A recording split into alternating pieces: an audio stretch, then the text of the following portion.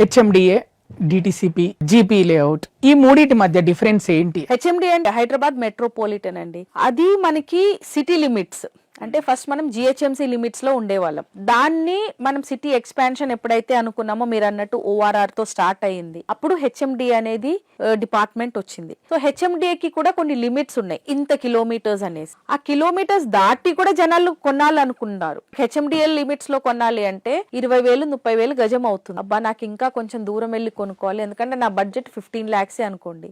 So ముందుకెళ్ళి జనాలు కొనాలి అంటే అక్కడ లిమిట్స్ లేవు. సో అప్పుడు మనకి డిటిసిపి వచ్చింది. అంటే హెచ్ఎండిఏ తర్వాత డిటిసిపి అంటే డిస్ట్రిక్ట్ బేస్, హెచ్ఎండిఏ అంటే హైదరాబాద్ మెట్రోపాలిటన్, అంటే ఈక్వల్ టు మున్సిపాలిటీ. ఓకే, దాని తర్వాత డిటిసిపి అనే ఒక డిపార్ట్మెంట్ ని వేశారు. అంటే ఇప్పుడు ఈ డిపార్ట్మెంట్స్ ఎందుకు వేశారు అంటే దీనికి ముందు మనకి GP layouts and Panchayat layouts మాత్రమే ఉండే. అవి లీగల్ కావు.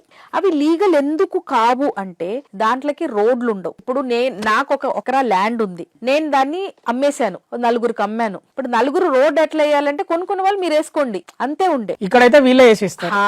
So that is the difference, అంటే సేఫ్టీ ఆఫ్ ద ప్రాపర్టీ. అంటే హెచ్ఎండిఏకి డిటిసిపికి సేఫ్టీ ఉంటది. డిటిసిపి ఆబ్వియస్లీ సేఫ్టీ ఉంది. I'm talking about GP layout. GP layout లో మాత్రం ఎవరైతే అక్కడ ల్యాండ్స్ కొనుక్కుంటారో వాళ్ళే రోడ్స్ వేసుకోవాలి, వాళ్ళే అన్ని కనెక్షన్స్ తెచ్చుకోవాలి, అన్ని ప్రతిదీ వాళ్ళే తెచ్చుకోవాలి.